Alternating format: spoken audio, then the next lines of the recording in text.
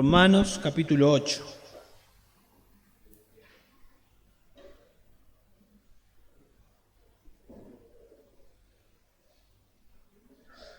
Romanos capítulo 8. Vamos a estudiar los primeros 4 versículos.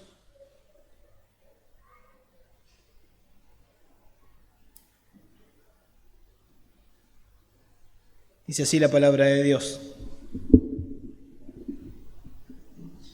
Por consiguiente, no hay ahora condenación para los que están en Cristo Jesús, los que no andan conforme a la carne, sino conforme al Espíritu. Porque la ley del Espíritu de vida en Cristo Jesús te ha librado de la ley, del pecado y de la muerte.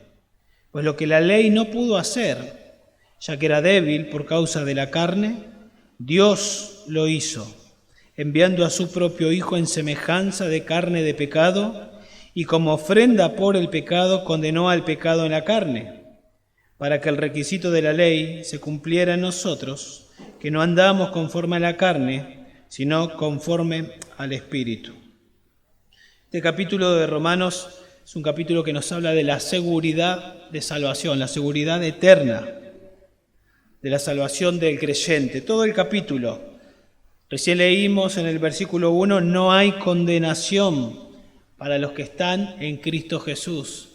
Y si ustedes van hasta el final del capítulo, en el verso 39, dice que ni lo alto, ni lo profundo, ni ninguna otra cosa creada nos podrá separar del amor de Dios, que es en Cristo Jesús, Señor nuestro. O sea, en el versículo 1 no hay condenación, versículo 39 no hay separación. No hay condenación para los que están en Cristo y el cristiano no puede ser separado de Dios. Eso habla de seguridad. Y todo el capítulo nos habla acerca de la seguridad de la vida eterna. Del 1 al 30 habla de la seguridad de la vida eterna y los comentaristas dicen del 31 al 39 es como una celebración de esa vida eterna que el creyente encuentra en Cristo.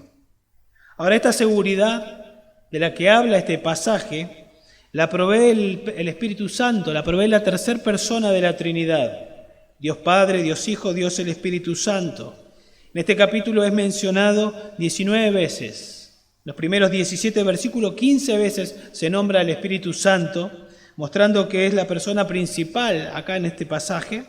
Eso no quiere decir que el Padre, el Hijo no hagan nada. También vemos y vamos a observar que la Trinidad obra para la salvación del creyente.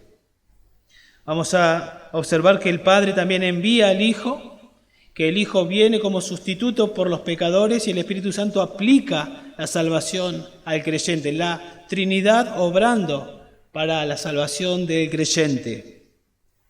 Pero el énfasis en el pasaje, en el capítulo entero, es en la persona del Espíritu Santo. O sea, lo que va a decir, básicamente lo que vamos a estar mirando es que los que han sido libertados del poder del pecado por el Espíritu, esos que han sido libertados, Pablo comienza a explicar que son libertados porque Dios envía al Hijo para condenar al pecado y traer libertad al creyente y el Espíritu Santo aplica la salvación al creyente, haciendo que esa salvación sea evidente, porque el que ha sido liberado del pecado ahora camina en conformidad al Espíritu. Hay un cambio que se ve, que se nota, se ve que ha sido liberado del poder del pecado y que ahora camina y anda conforme al Espíritu. O sea, el creyente no es solamente justificado, sino que también el creyente es santificado. Las dos cosas van juntas, doctrinas separadas, pero diferentes, distintas, pero inseparables. De manera que el Espíritu Santo, podemos decir, provee salvación, aplica la salvación al creyente, pero también el Espíritu Santo produce santificación en el creyente. O sea, de esa manera alguien no puede decir, yo soy justificado, pero no soy santificado. Eso no puede pasar. El que ha sido justificado se ve en su santificación, que es una realidad que ha sido justificado. Y vamos a ver en esta mañana 2 acciones del Espíritu Santo en el creyente que evidencian 2 acciones del Espíritu Santo, de la tercera persona de la Trinidad en el creyente, que hacen evidente la justificación. Vamos a ver del verso 1 al 3 que el Espíritu Santo libera al creyente del pecado, y en el verso 4 vamos a ver que el Espíritu Santo capacita al creyente para obedecer a Dios. Comenzamos verso 1 al 3. El Espíritu Santo libera al creyente del pecado. Comienza diciendo ahí verso 1. Por consiguiente, no hay ahora condenación para los que están en Cristo Jesús. Comienza diciendo por consiguiente, indicando el resultado de lo que ha dicho anteriormente. Y Pablo comunica estas palabras después de haber hablado del combate tremendo que el creyente tiene en su interior. Y Pablo, siendo un cristiano, un creyente, en el capítulo 7, él explica la tremenda lucha, el combate que hay en su interior. Una persona redimida, pero con una lucha tremenda en su interior. ¿Por qué? Porque si bien ha sido redimido, su alma está lista para ir al cielo, todavía está en este cuerpo, que Pablo lo llama este cuerpo de muerte, que aguarda la redención. Un día Dios nos dará un nuevo cuerpo, el alma redimida, el cuerpo glorificado, y ya no habrá lucha. Pero entre tanto vivimos de este lado de la gloria, hay una lucha tremenda. Si bien somos nuevas criaturas, como dice la Biblia, el que está en Cristo, nueva criatura es, eso es una realidad. También es una realidad que el cristiano, que la nueva criatura lucha. Antes no. Antes era esclavo del pecado, ahora es esclavo de Cristo, pero todavía sigue luchando con el pecado, que ya no es su Señor, pero que lo sigue molestando. Por eso encontramos pasajes como en 1 Pedro 2:11, que describe la lucha como un combate. Las pasiones carnales combaten en el alma del creyente. Como dice Gálatas capítulo 5:17, que el espíritu y la carne se oponen unos a otros para que no hagamos lo que queramos. Y como dice ahí en Romanos 7:18, capítulo 7, verso 18, porque yo sé que en mí, dice Pablo, es decir, en mi carne no habita nada bueno. Él es un creyente, dice, yo sé que en mí, y aclara, es decir, en mi carne no habita nada bueno. No habita nada bueno, hay una lucha en el creyente. Entonces Pablo comienza con estas palabras, consolando, podemos decir, y diciéndoles de alguna manera a los creyentes, aunque el pecado los tiene sitiados, por así decirlo, están fuera del poder controlador y de la muerte en la cual antes estaban. Ya no es así. Sí hay una lucha, pero gloria a Dios que ya no es como antes. Por eso dice, no hay condenación para los que están en Cristo Jesús.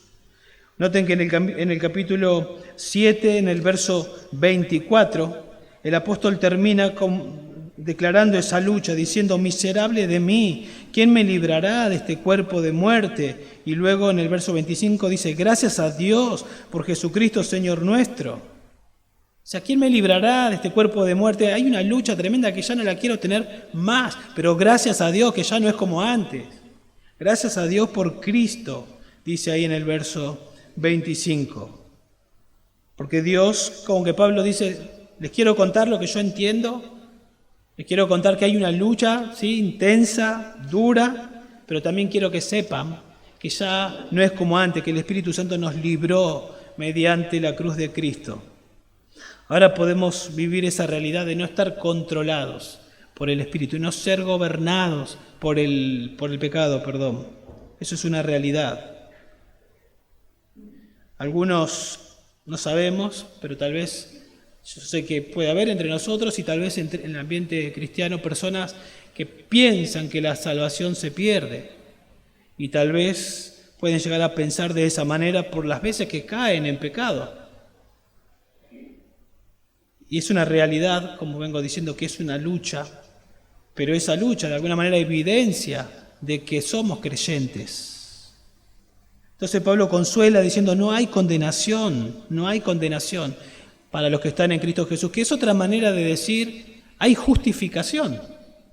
No hay condenación porque has sido justificado, eso es lo que está diciendo. Y esto no porque seamos justos o porque el creyente sea justo, sino porque somos declarados justos por la justicia que Cristo consiguió para nosotros. Y esto será así,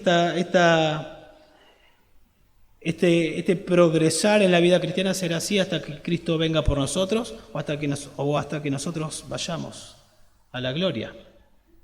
Podemos decir, no hay condenación, porque recién dije que personas pueden dudar por caer en pecado. Eso no quiere decir que sea una licencia para pecar. No hay condenación, hay una lucha, a veces caemos, pero lo que sí hay es santificación. No hay condenación para los que están en Cristo.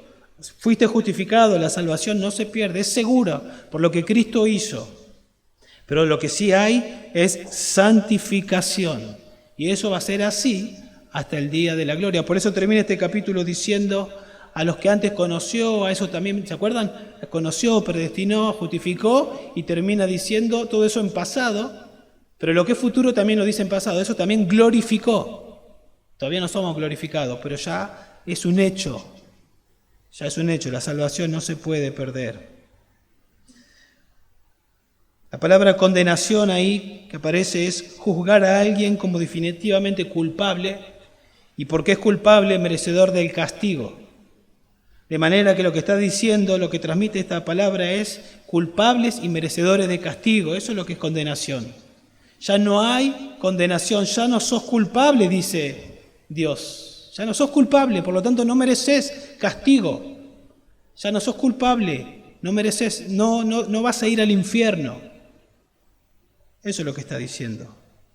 Y en el texto original comienza diciendo no, con esa palabra, no hay ahora condenación, enfatizando, va al principio para enfatizar y decir no hay, de ninguna manera. Esa es la idea, no hay ninguna posibilidad de condenación, no hay ninguna posibilidad. No hay nada que pueda pagar la deuda que existía totalmente, fue cancelada, no hay nada que pagar ya. Todo fue cancelado, absolutamente ninguna condenación. Todos los que han sido unidos a Cristo son declarados justos. Noten que dice, no hay condenación para ¿quiénes? Para los que están en Cristo Jesús. Para esas personas no hay condenación. Dios declara a todos sin culpa. Si Dios no tiene razón judicial para castigar a nadie de los que son suyos. No tiene razón. Ya fue castigado el pecado.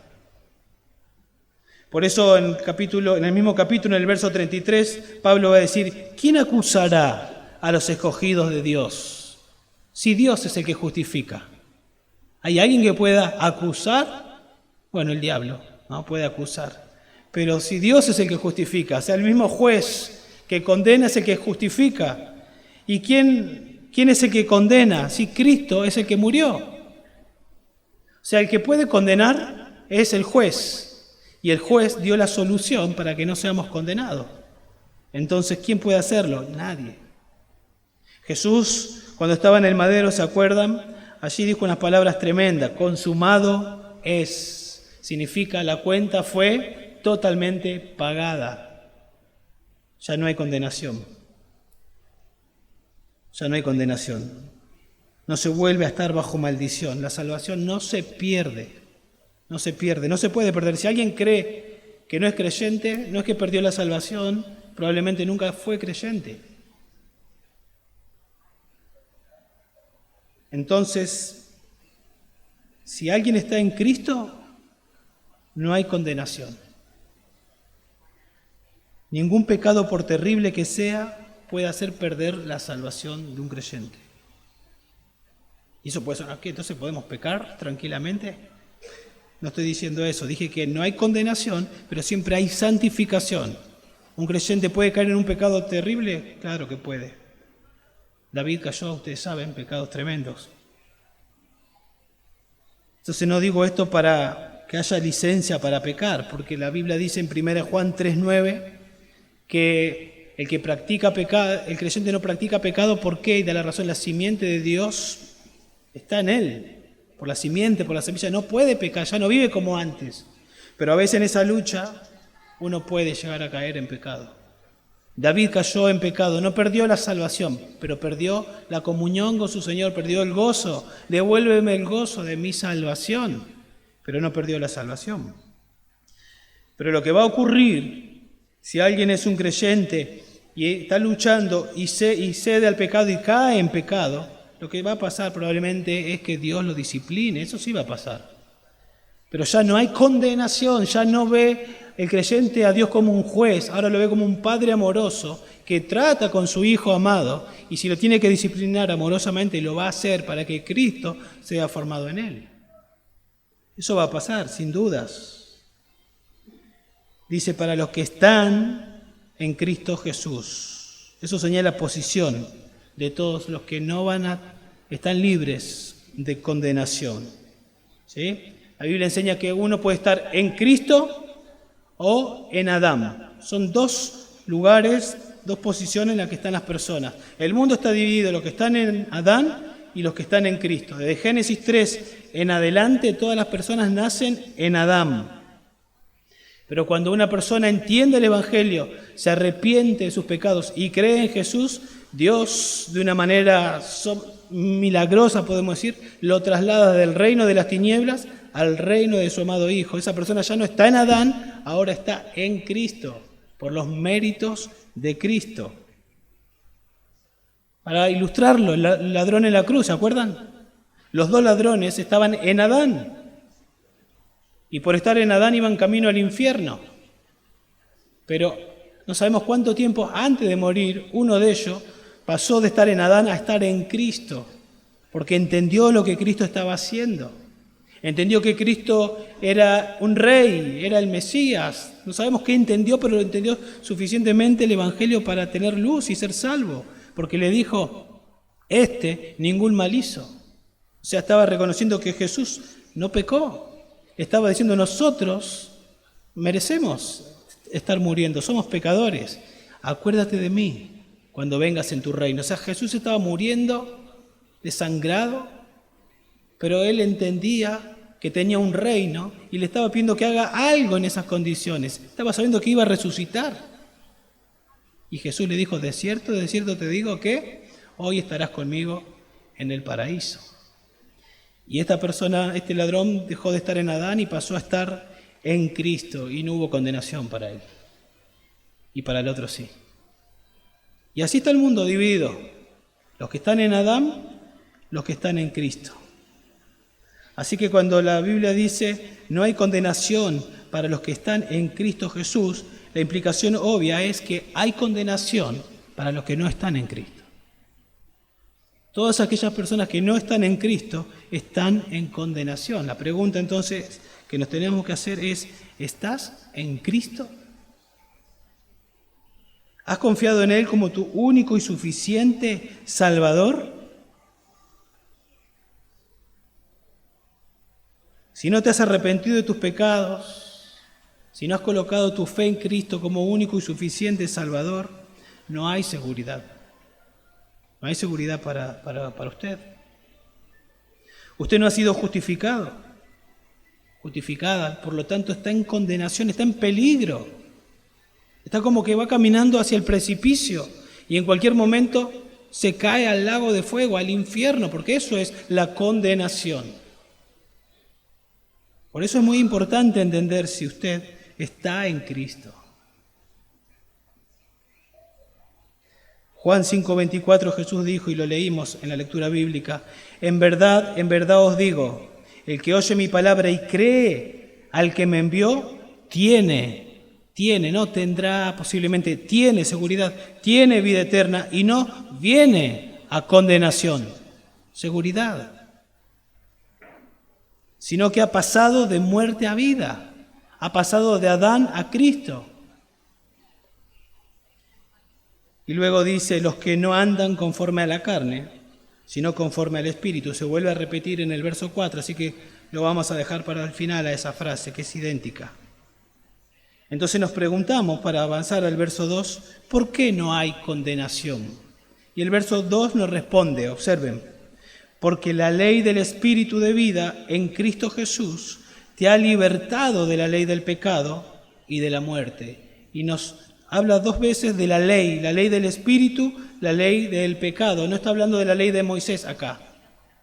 Pablo está usando la palabra ley como principio o como poder. Vamos a traducirlo, vamos a decirlo de esta manera.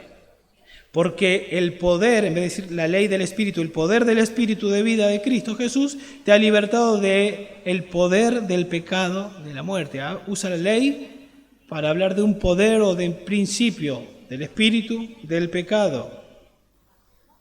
¿Por qué hacemos eso? Porque en el verso 23 del capítulo 7, Pablo lo usa de esa manera. Observen, 7:23. Pablo dice, veo otra ley, ahí está usando en el mismo sentido, otra ley, veo otro poder en los miembros de mi cuerpo, que hace guerra contra la ley de mi mente, ¿ves?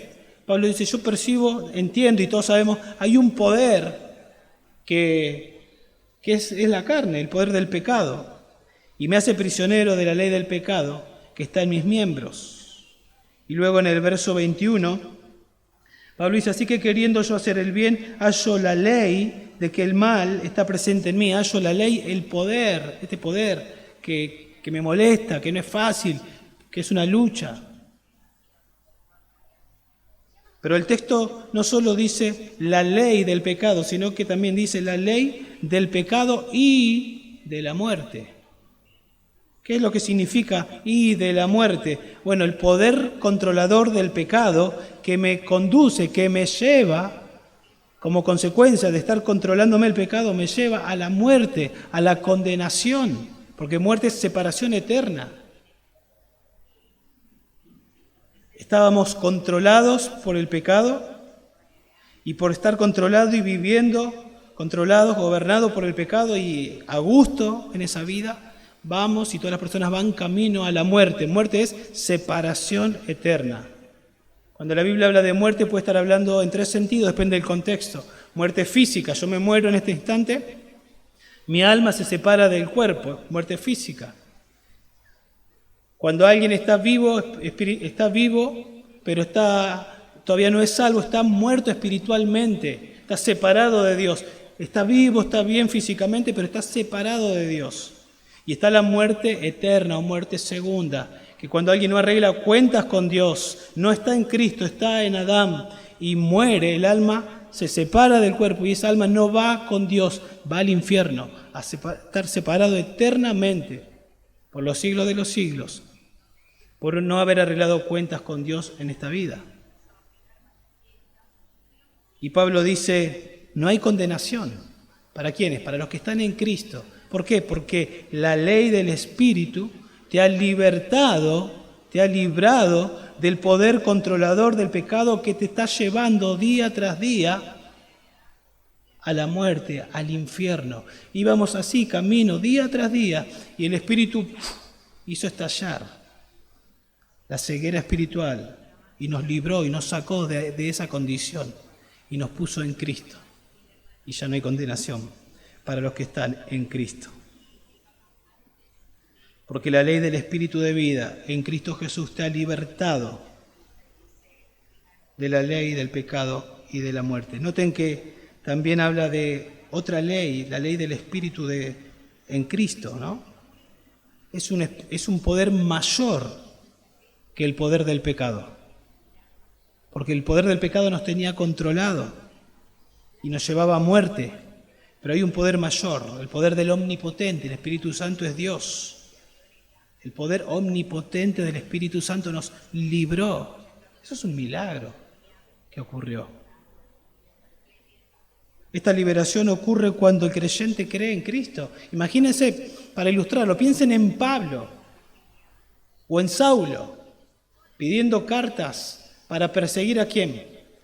A la iglesia. Pero Cristo cuando se le aparece le dijo, ¿por qué me persigues? Entonces imagínense a Saulo siguiendo con odio a Cristo, odiando con toda su fuerza a Cristo. Y yendo camino a buscar cristianos para maltratarlos y meterlos en la cárcel, de repente es liberado. El poder o la omnipotencia del Espíritu Santo lo liberó en ese instante, cayó en tierra y dijo, ¿qué quieres que hagas, Señor? Fue un milagro. Fue liberado, cambió su manera de ser, fue una nueva criatura, dejó de estar en Adán. Cuando nosotros somos liberados, como dice acá, porque la ley del Espíritu de vida te ha liberado de la libertad, te ha liberado, de la ley del pecado y de la muerte. ¿Nos ha liberado de qué? De la pena del pecado en primer lugar. ¿Cuál es la pena? Muerte, condenación, infierno. Fuimos liberados de eso.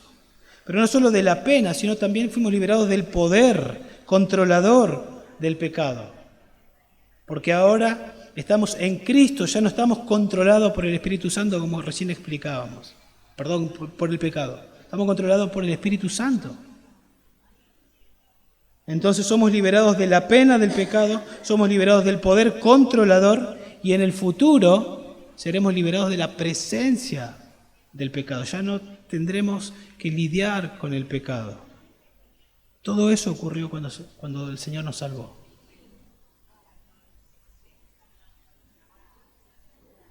El cristiano entonces ya no es esclavo del pecado. Ya no es lucha, ¿sí? Tiene una batalla, sí. Esa batalla evidencia que justamente es un cristiano. El pecado que lo gobernó completamente ahora ha perdido la eficacia que antes tenía. Eso lo tenemos que saber. Porque si estás luchando con algún pecado y sos cristiano, no podés decir, es más fuerte que yo. O sí, puede ser más fuerte que vos, pero no más fuerte que el que mora en vos. Por eso la Biblia dice, o Pablo ya dijo en Romanos 6, no reine el pecado en vuestro cuerpo mortal. No reine, eso era antes, podía reinar. De hecho, reinaba. Ya no reine el pecado en vuestro cuerpo mortal, de modo que le obedezcáis. Ya no. Estábamos en la esfera de la carne del pecado y vivíamos en esa esfera, pero nos libró y nos trasladó al reino de su amado Hijo. Ahora estamos en Cristo. Todavía nuestro cuerpo no fue glorificado. Hay lucha, pero no es como antes. Antes éramos esclavos, ahora somos esclavos de Cristo, luchando contra el pecado que no se rinde. Pero ya no se engañen más, ya no es nuestro amo. No es, perdió la eficacia. Hay un poder mayor que hizo estallar la ceguera, las cadenas, nos dio libertad, y ese poder mayor es una persona, el Espíritu Santo, y vive en nosotros. Y ahora yo puedo vivir y obedecer, luchar contra el pecado y vivir a Cristo en el poder del Espíritu Santo. Eso es santificación. Pablo dice en 1 Corintios capítulo 6, en el verso 9, hablándole a la iglesia, le dice lo siguiente: ¿no sabéis que los injustos no heredarán el reino de Dios? No os dejéis engañar, ni los inmorales, ni los idólatras, ni los adúlteros, ni los afeminados, ni los homosexuales, ni los ladrones, ni los avaros, ni los borrachos, ni los difamadores, ni los estafadores heredarán el reino de Dios. Pecados tremendos, ¿no? Uno puede decir. Afeminados, homosexuales. Y dice el verso 11, y esto erais algunos de vosotros. Pero fuisteis lavados, fuisteis santificados, fuisteis justificados en el nombre del Señor Jesucristo y en el Espíritu de nuestro Dios. Así que, dice Juan 8:36, si el Hijo os hace libres, seréis realmente libres. Pecados tremendos, seguramente después que salieron de eso, que por el poder de Dios salieron, seguramente luchaban. No es que al otro día de ser salvos ya se olvidaron de lo que hacían, seguramente luchaban, pero ahora con Dios viviendo en ellos y ayudándolos a luchar y a vencer su antigua manera de vivir. Ese es el Evangelio, ese es el poder del Evangelio. El Evangelio es poder para salvar y poder para santificar. ¿Y cómo es que el Espíritu Santo te libra? Observen el verso 3. Pues lo que la ley, ahora sí está hablando de la ley de Moisés, pues lo que la ley no pudo hacer, o sea, librarnos, lo hizo el Espíritu Santo, lo que la ley no pudo hacer, ya que era débil por causa de la carne, la ley era débil por causa de la carne, entonces Dios lo hizo. ¿De qué manera? Enviando a su propio Hijo en semejanza de carne de pecado, y como ofrenda por el pecado, ¿qué hizo? Condenó al pecado en la carne. ¿En la carne de quién? En la carne de su Hijo. Dios lo hizo. Dios hizo lo que la ley no podía hacer. La ley no podía santificar, la ley no podía justificar, la ley no lo podía hacer. Por eso en Romanos 3:20, Pablo dice, porque por las obras de la ley, ningún ser humano será justificado delante de él. Cumpliendo las obras de la ley, nadie puede ser justificado. Escuchen bien esto. Si usted está pensando que va a ir al cielo porque se está portando bien, está intentando hacer las cosas bien, acá dice que nadie puede ser justificado de esa manera. Porque para ser justificado por las obras de la ley hay que cumplir la perfección. ¿Y alguien puede? Nadie puede. En 3:28 de Romanos dice, porque concluimos que el hombre es justificado por la fe, aparte de las obras de la ley, no por cumplir la ley, por la fe, como vamos a ver, por la fe en Cristo. La pregunta que nos hacemos es porque la ley la dio Dios. Y observen ahí en el capítulo 7, en el verso 12, lo que dice acerca de la ley. 7:12. Dice así que la ley es, ¿cómo? Santa. El mandamiento es santo, justo y bueno. O sea que la ley es santa, justa y buena. ¿Hay algo malo en la ley? No hay nada malo en la ley. Es más, es la ley de Dios, la ley divina. ¿Cómo puede haber algo malo? Y entonces la pregunta es, ¿por qué la ley no puede salvar? Esa es la pregunta. La culpa o el problema no es de la ley. Acá dice que la ley es débil por causa de la carne. ¿La carne de quién? La carne de nosotros, la carne del inconverso. Que no solamente, y cuando habla de la carne acá en la porción que estamos leyendo, está hablando no del cuerpo, sino de la naturaleza pecaminosa.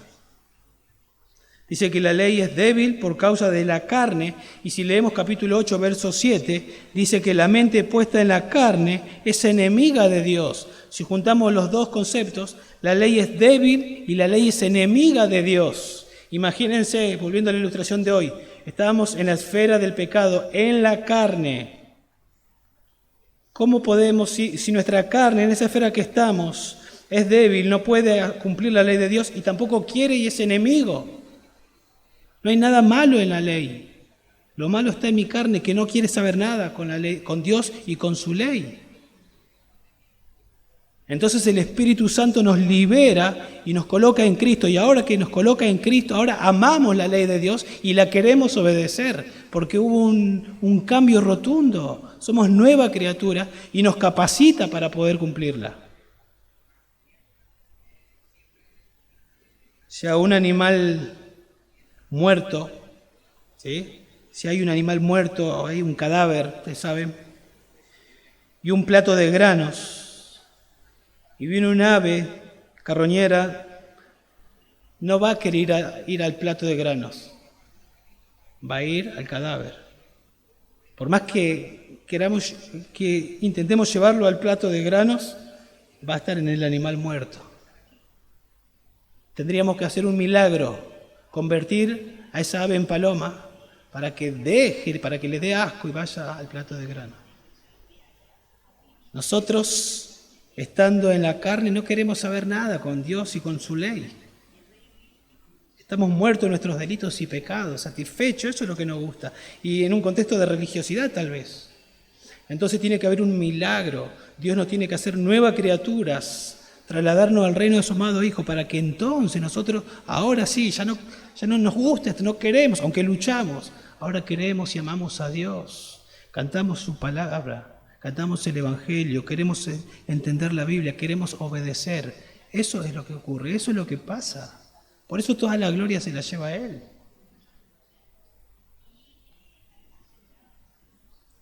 No hay nada malo en la ley, es santa, es perfecta. Lo que estaba mal era en nosotros. Ese era el problema. Entonces, ¿qué es lo que no podía hacer la ley? Según el versículo, no podía romper el poder controlador del pecado. no podía hacerlo. No podía hacerlo. Y si el Señor nos hubiese dado la ley, la cual es justa, santa y buena, e nosotros intentamos cumplirla para ser salvos, no tendríamos esperanza, jamás lo podríamos hacer. Jamás. ¿Se acuerdan del joven rico? Él pensó que la cumplía la ley. ¿Qué tengo que hacer para heredar la vida eterna? El Señor le dijo, guarda los mandamientos. Obviamente que si guardas los mandamientos al pie de la letra vas a ir al cielo. Pero la respuesta del joven rico tendría que haber sido, imposible, ¿cómo hago? Intento, pero no puedo. Trato de hacer las cosas bien y caigo. Y más de una vez al día. ¿Pero qué dijo? Lo que reflejó orgullo de su corazón. Todo esto lo he guardado desde mi juventud, dijo él. Bueno, vende todo lo que tienes, dáselo a los pobres y ven, sígueme. ¿Y qué pasó con él? Se puso triste porque tenía muchas riquezas, porque su Dios eran las riquezas, porque no estaba interesado, porque su Dios eran las riquezas y no era Dios. No amaba a Dios, amaba las riquezas, y tampoco estaba interesado en ayudar a su prójimo, por lo tanto no amaba ni a Dios ni a su prójimo. Según él, ¿qué tenía que ocurrir en la vida del joven rico? Lo que el Señor le dijo a Nicodemo, es necesario nacer de nuevo. Recién ahí serás librado de esto que te tiene apresado. Recién ahí vas a poder. El joven rico siguió en condenación y si terminó así, lamentablemente está en el infierno hoy. Entonces la ley no salva a nadie, aunque es buena, como vimos, santa, justa, no salva. No fue tampoco dada para salvar, fue dada para condenar. ¿En qué sentido? En que no la podemos cumplir. Dice, no mentirás si yo miento, no robarás si yo robo. Y repasamos uno por uno y fallo en todos. Entonces lo que la ley hace es me condena. Es como un espejo que me dice culpable, culpable, culpable, culpable. Y me dice que soy culpable, pero no me da la solución en la ley misma. Pero en Gálatas dice que la ley tiene la función de un ayo, de llevarme a quién. A Cristo, de decirme, sos culpable, culpable, culpable. Imagínense como que me va dando piña y me va noqueando y me va noqueando y me deja ahí arruinado. Y entonces de ahí yo tiro la mano y la ley me dice, no, yo no, y me apunta a la cruz. Ahí tenés que ir para ser salvo. Ahí podés ir para ser salvo. Ahí tenés que ir para ser salvo. Por eso el texto dice que lo que la ley no pudo hacer, liberar, dar salvación, Dios lo hizo, dice el texto. Dios lo hizo. ¿De qué manera? Enviando a su propio Hijo en semejanza de carne de pecado y como ofrenda por el pecado condenó al pecado en la carne.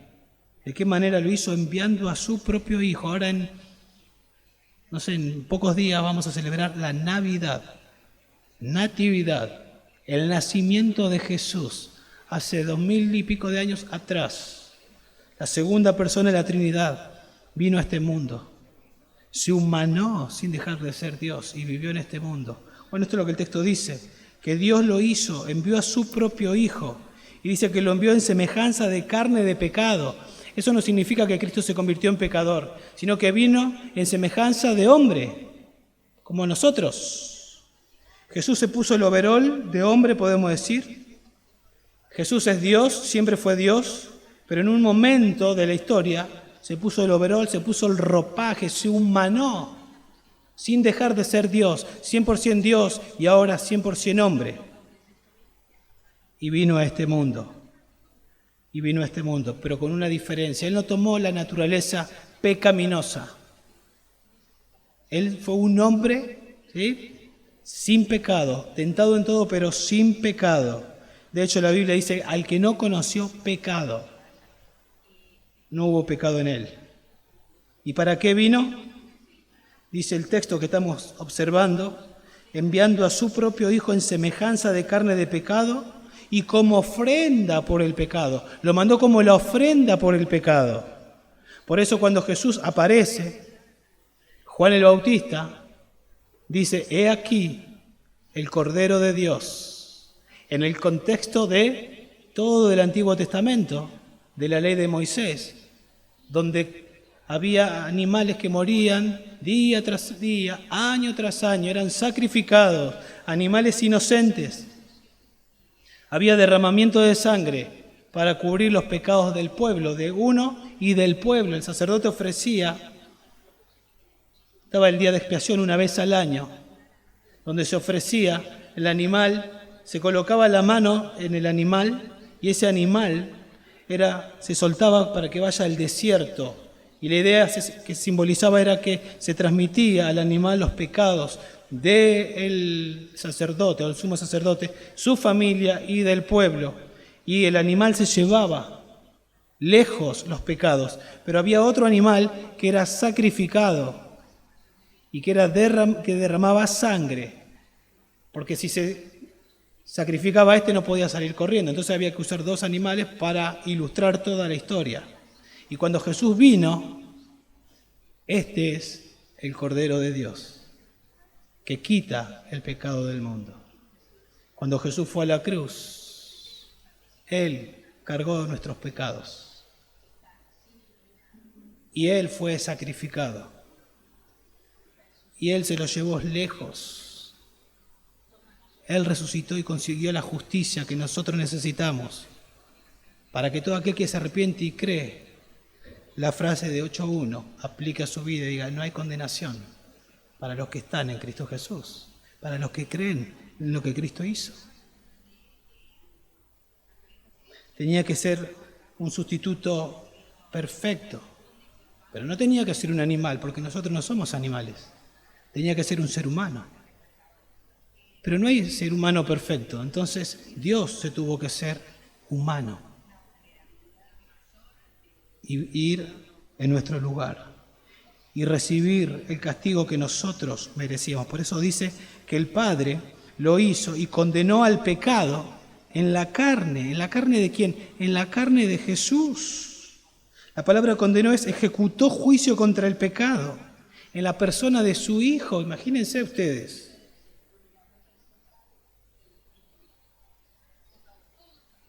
Muchos años atrás, Abraham pone a Isaac para sacrificarlo, ¿se acuerdan? Y cuando lo va a sacrificar, que uno a veces no entiende, pero era algo que pasaba en aquel, no es que estaba bien, era algo que era cultural en aquel tiempo, y el Señor quiere dejar una lección. Y Abraham lo hace por fe, pero el Señor le detiene la mano y ahí hay una provisión, hay un cordero. Y ese cordero llegó más tarde, ¿no? Después en la persona de Cristo. Pero la mano de Dios esta vez no se detuvo. Sacrificó, mató a su propio Hijo. Porque no había otro cordero provisto. Ese era el cordero. Ese era el que tenía que morir. Y murió. Y resucitó. Por eso en Romanos 3:25 dice: a quien Dios exhibió públicamente, ahí en el madero, como propiciación por su sangre a través de la fe, como demostración de su justicia.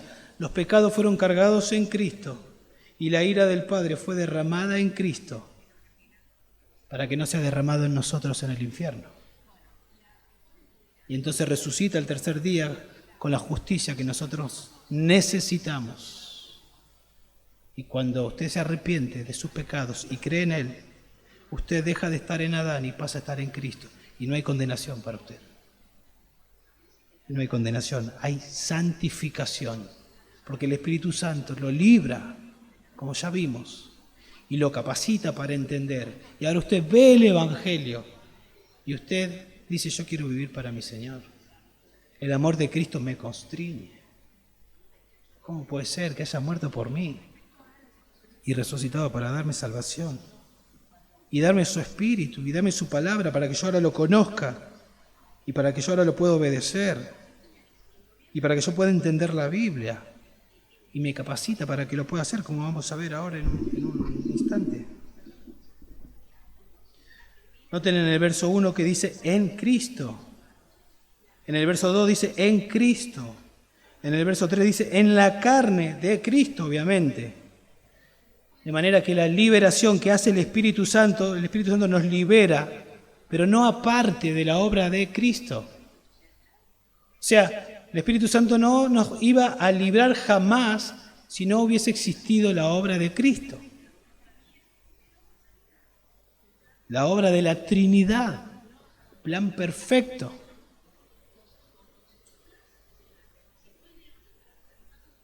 ¿Usted ha experimentado ese trueque? ¿A qué me refiero? ¿Sus pecados fueron cargados en Cristo? Él los pagó todos, resucitó, consiguió la justicia. ¿Esa justicia se le aplicó a usted? ¿Se aplica en aquellos que se arrepienten y creen? ¿Se aplicó esa justicia en usted? Estamos viendo dos acciones del Espíritu Santo en el creyente que evidencian su justificación. Vimos en primer lugar, del 1 al 3, el Espíritu Santo libera al creyente del pecado. Y en segundo lugar, verso 4, el Espíritu Santo capacita al creyente para obedecer a Dios. Note el verso 4, ¿para qué Dios hace todo esto que vimos hasta recién? Verso 4, para que el requisito de la ley se cumpliera en nosotros, que no andamos conforme a la carne, sino conforme al Espíritu. Para que el requisito de la ley se cumpliera en nosotros. ¿Qué requería la ley? Justicia perfecta, obediencia perfecta. Eso es lo que requiere la ley. Jesús dijo, sed perfectos como vuestro Padre Celestial es perfecto. ¿Quién logró esto? ¿Quién pudo obedecer la ley de manera perfecta, obedecer de manera perfecta? Solamente Cristo pudo hacerlo. Solo Él pudo hacerlo. Verso 3 leímos, la ley no podía liberar a las personas del pecado, no lo podía hacer, no podía justificar. Pero quien fue nuestro sustituto pudo cumplir la ley de manera perfecta. Él no necesitaba un salvador, porque nunca pecó. Dice en 2 Corintios 5:21, al que no conoció pecado, Cristo, obediencia perfecta. Por nosotros lo hizo pecado el Padre y lo trató como un pecador, para que fuésemos hechos, nosotros los que creemos, justicia de Dios en Él. ¿Para qué? Para que nosotros seamos declarados justos con la justicia de su Hijo. O sea, el diablo puede estar acusándonos a nosotros si Diego no cumple la ley. ¿Pero quién la cumplió? Cristo. Y su justicia se me imputó a mí, se me aplicó a mí. Y yo soy declarado justo, no porque soy justo, por los méritos de Cristo. Para que ahora Dios pueda tratarnos como si hubiéramos llevado la vida de Cristo en santidad y en perfecta obediencia. Ve a Diego, que vivió la vida, ve en Diego a Cristo. No hay condenación, verso 1, porque fuimos liberados, verso 2. Dios condenó en el Hijo el pecado, verso 3. La demanda de la ley fue satisfecha por Dios, verso 4, mediante la obra expiatoria de Jesús en la cruz. Y ahora que fuimos liberados, que la justicia de Dios se nos imputó, no decimos, soy justificado, listo, ahora vivo en consecuencia a lo que soy. Para nosotros que no andamos conforme a la carne, sino conforme ¿a quién? Al Espíritu. A ese Espíritu que me libró, ahora vive en mí, es la tercera persona de la Trinidad, como dijimos, y está obrando en mí para que yo ya no viva como vivía, sino que yo camine en conformidad al Espíritu. ¿Se acuerdan cuando Jesús iba, antes de ir a la cruz, dijo, va a venir otro Consolador? Y Él me glorificará, Él les enseñará todo lo que yo os he dicho. El ministerio del Espíritu Santo es formar a Cristo en nosotros, llevarnos a las Escrituras para mostrarnos el carácter de Cristo, para enseñarnos, y mientras vamos aprendiendo nos capacita para poder obedecer y va siendo transformado Cristo en nosotros. Cuando dice ahí, nosotros que no andamos, el verbo ahí andamos, describe el comportamiento diario, un estilo de vida. Nosotros que no andamos conforme a la carne, ya fuimos librados, sino andamos ¿de qué manera? Conforme al Espíritu. ¿Qué significa esto? andamos sometidos al Espíritu. ¿Y cómo vive una persona sometida al Espíritu? ¿Dónde habló el Espíritu de Dios? Su palabra. Entonces, ¿de qué manera vive alguien que ha sido liberado? Alguien que ha sido justificado. Alguien para el quien ya no hay condenación. ¿De qué manera vive? ¿De qué manera se evidencia que ya no anda en la carne, sino conforme al Espíritu? Escuchando al Espíritu. Y no estoy hablando de algo místico, ¿eh? Dios habla, como seguramente te está hablando ahora. Y obedecemos. Y en el poder del Espíritu actuamos. Eso es andar en el Espíritu. Eso es ser lleno del Espíritu. Cuando dice no os embriaguéis con vino, sino sed llenos del Espíritu. Dejate llenar por el Espíritu. ¿Qué significa eso? Colosenses 3:16, la palabra de Cristo more en abundancia. More, habite, halle cabida en tu vida. Y que sea la palabra de Dios la que te gobierne. Así es que el Espíritu gobierna. Así es que Cristo es Señor de nuestras vidas. Cuando eso pasa, estamos andando no conforme a la carne, sino conforme al Espíritu. Mientras peleamos, luchamos, Romanos 7, con la carne, andamos en el Espíritu. Eso es vida cristiana. Esa es la evidencia de alguien que no va a condenación, que ha sido justificado, que ha sido librado. Ahora anda conforme al Espíritu. Y noten que ahí están las dos doctrinas que nombramos al principio: justificación, santificación.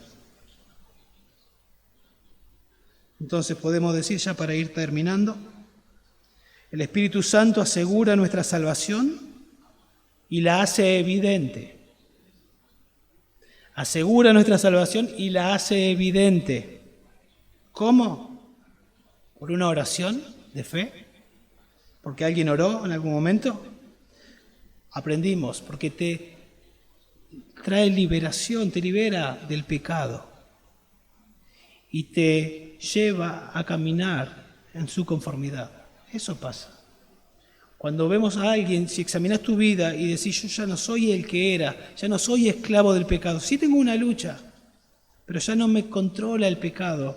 Ahora yo entiendo que me controla Cristo y que vivo conformidad al Espíritu Santo, probablemente no hay condenación para tu vida. Pero si seguís gobernado por el pecado, probablemente el Espíritu Santo no ha obrado en tu vida. Probablemente estás en Adán. Si el Espíritu Santo le libró a usted, le capacita para obedecer a Dios, esto debe motivarnos a nosotros. ¡Qué bueno! Dios me libró.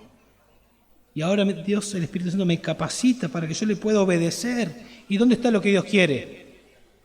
En su palabra. Entonces quiero leer su palabra. Quiero desear como niño recién nacido la leche espiritual de la palabra. Porque por eso quiero crecer a la semejanza de mi Salvador. Y en todo ese proceso se ve la justificación. Este hombre ha sido justificado porque se ve santificación. Y otra vez, no hay justificación porque estoy siendo obediente, sino que la obediencia evidencia que hubo justificación. Pregunta final. ¿Usted vive conforme al Espíritu? ¿Vive en obediencia a las Escrituras? ¿Es evidente que usted ha sido justificado? ¿Y cómo sabe si usted ha sido justificado? Porque vive en obediencia al Espíritu. ¿Vive en obediencia a las Escrituras? Examínese. ¿Lee las Escrituras en la semana? ¿Busca la palabra de Dios para ver qué es lo que Dios dice? Por favor, no se confunda porque viene los domingos a la iglesia y después en la semana no agarra la Biblia y le da lo mismo lo que dice la Biblia. Y toca de oído algunas cositas nada más. Así no vive un hijo de Dios. Un hijo de Dios es evidente que el omnipotente Espíritu Santo obró salvación, aplicó la salvación, lo liberó del pecado y lo capacita para vivir progresivamente más en conformidad al Espíritu Santo, que es formar a Cristo en la vida del creyente. Para esa persona no hay condenación. Vamos a orar.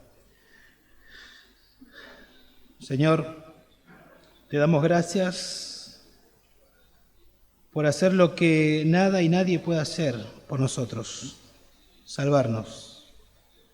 Gracias, Señor, por justificarnos. Te doy gracias, te damos gracias por haber enviado a tu Hijo para expiar nuestros pecados. Te doy gracias por el sacrificio, por el sufrimiento de Jesús a mi favor. Te doy gracias por el obrar del Espíritu Santo que nos libró del pecado y la condena que merecíamos. Te doy gracias porque me capacitas para obedecerte. Señor, gracias porque el Espíritu Santo conoce lo profundo de ti y está listo para enseñármelo en las páginas de las Escrituras. Te pedimos que esta verdad transforme nuestras vidas, Señor. Y si hay alguien que todavía no es un creyente, por favor, Dios, obra para salvación. Y en los que somos creyentes, Señor, obra para santificación. En el nombre de Jesús. Amén.